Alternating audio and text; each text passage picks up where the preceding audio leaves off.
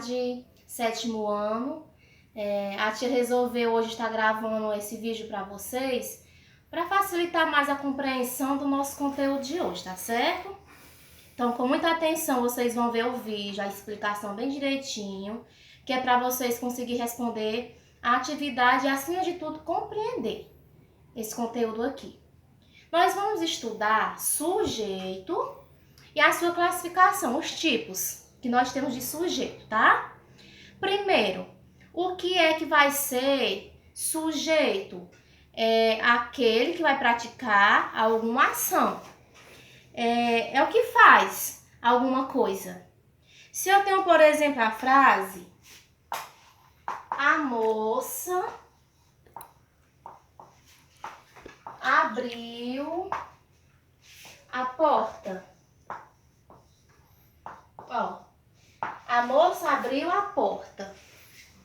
Eu vou ter aqui alguém que fez alguma coisa. Quem foi que fez? Quem foi que abriu a porta? A moça. Então, eu digo que essa parte aqui é o sujeito. Tia, o restante é o quê? O predicado, que é o que se diz sobre o sujeito. A ação que foi praticada do sujeito. Então, sujeito, quem faz algo, ou que eu digo de alguém, e o predicado, que eu disse do sujeito. Então, o restante aqui vai ser o predicado. Aí, antes da gente ir para os tipos de predicado, vamos ver aqui o que é o núcleo do sujeito. É a palavra mais importante do sujeito. Se eu tirar aquela palavra do sujeito, vai fazer falta na frase. Eu não vou saber quem é o praticante da ação, quem fez algo. Se eu tirar, por exemplo, aqui moça, a abriu a porta. Fica com sentido? Dá para entender o praticante da ação? Não. Então, a palavra mais importante do sujeito eu chamo de núcleo. Nós não vamos estar estudando o predicado tão minuciosamente, o núcleo do predicado, como o sujeito. Por enquanto, nessa aula aqui, a gente vai estudar somente o sujeito. A tia mencionou aqui o predicado porque precisava vocês saberem o que era esse restante dessa frase. Então, a gente viu aqui sujeito, quem faz algo. A palavra mais importante do sujeito eu chamo de núcleo. Agora vamos ver os tipos de sujeito. Vamos ver aqui. Primeiro, vamos falar em sujeito simples e sujeito composto. Se eu digo o homem vendeu o carro. Pronto, sujeito quem é? O homem, né? O que fez algo. Aí aqui eu tenho só um núcleo ou mais de um? Olha, eu tenho só um homem. Então aqui eu digo que é um sujeito simples.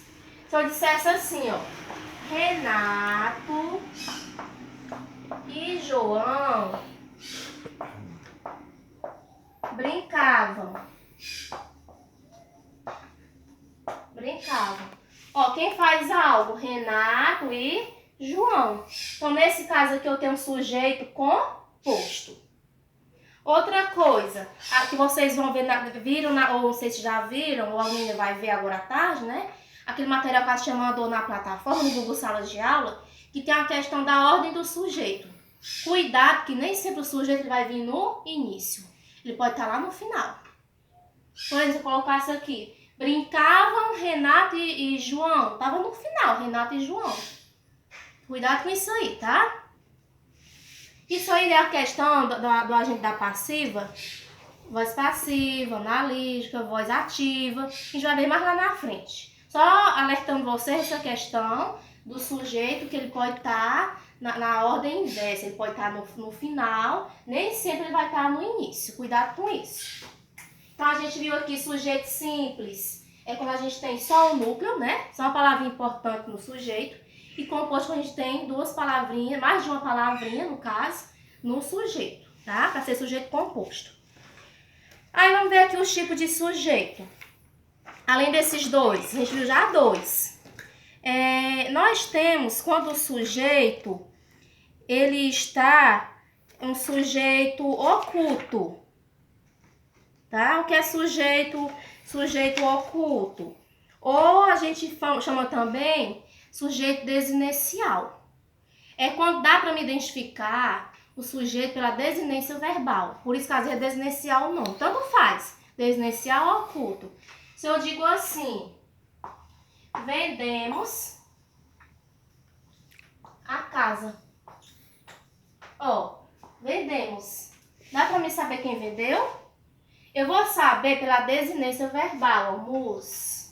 Vai se referir o quê? Como se tivesse, não, está implícito. No caso, quem fez, que é um pronome. Que pela desinência verbal eu sei se é o eu, se é o tu, se é o nós. Então, é eu vendemos, nós vendemos. Então, aqui o sujeito desinicial é nós. Então, quando ocorre isso aqui, eu tenho um sujeito desinicial, porque dá para me identificar pela desinência verbal. Ou eu posso chamar também de implícito ou oculto. Tanto faz. Se tivesse aqui, vendeu o carro. Ó, vendeu. Ele ou ela vendeu. Então, sujeito também desinicial, oculto ou implícito. Tanto faz, eu vou chamar um desses nomes.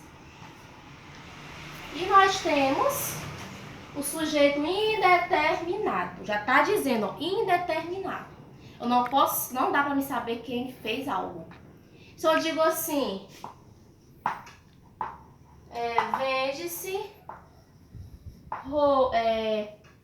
vende-se sorvete. Pronto.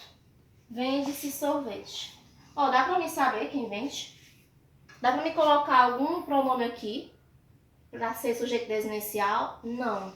Então, nesse caso aqui, nós vamos ter o quê? Sujeito indeterminado. Quer dizer, eu não posso determinar. Falar indeterminado, aquele sujeito que dá para me determinar, né? Que está determinado já, se é a mulher, se é o menino, se são as crianças e os pais. Aí é sujeito determinado, que dá pra gente saber. Que no caso é sujeito simples e composto. Aí nós temos o sujeito, no livro de vocês, nós temos ele aí como sujeito inexistente.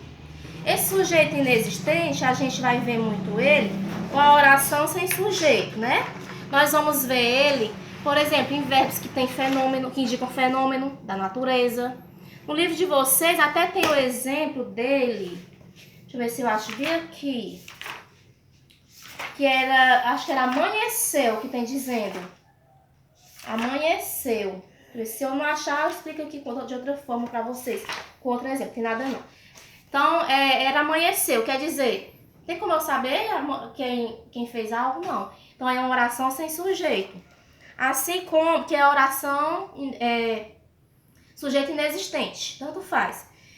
Que a gente vai usar o quê? Quando o verbo haver tem sentido de existir. Por exemplo, há pessoas esquisitas. Né? Quer dizer, se eu substituir por existem pessoas esquisitas.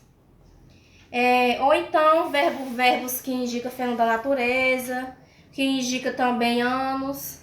A questão do ano indicando que faz anos. Se eu digo assim, faz 2 semanas. Faz 2 semanas. Aqui, ó. Eu tenho um sujeito aqui? Não. Então, oração sem sujeito. Sujeito inexistente. Trovejou muito.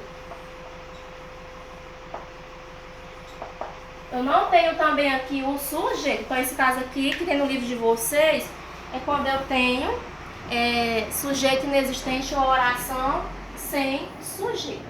Aí vem a questão, para a gente encerrar, da concordância verbal com sujeito composto. Muito cuidado com isso. Se eu digo assim, Marcos e João. Aí eu vou colocar saiu. Eu posso? Não. Então a concordância verbal entra aqui. Saíram. Muito cuidado com isso, tá? Porque a gente tem aquele vício de falar na oralidade, né? De falar Marcos e João saiu e aí vai escrever do mesmo jeito. Então aqui, cuidado com a concordância verbal. Quando o sujeito ele é composto. Muito cuidado. Deixa eu ver se tem mais alguma coisinha aqui que preciso para vocês estar compreendendo na aula de hoje. Eu acho que é só isso mesmo, a questão da explicaçãozinha para facilitar para vocês. Aí depois a tia volta com a parte da redação. Então nós vimos o quê? Sujeito, tá? Sujeito, no caso vai ser o praticante da ação, quem fez algo. A menina viajou, sujeito a menina. Núcleo desse sujeito, vamos ter a palavra mais importante do sujeito. Sujeito simples, quando eu tenho só um núcleo. Composto, quando eu tenho mais de um núcleo, tá? E assim por diante. Então, vamos agora fazer a atividade, que a tia vai dizer qual é a atividade agora.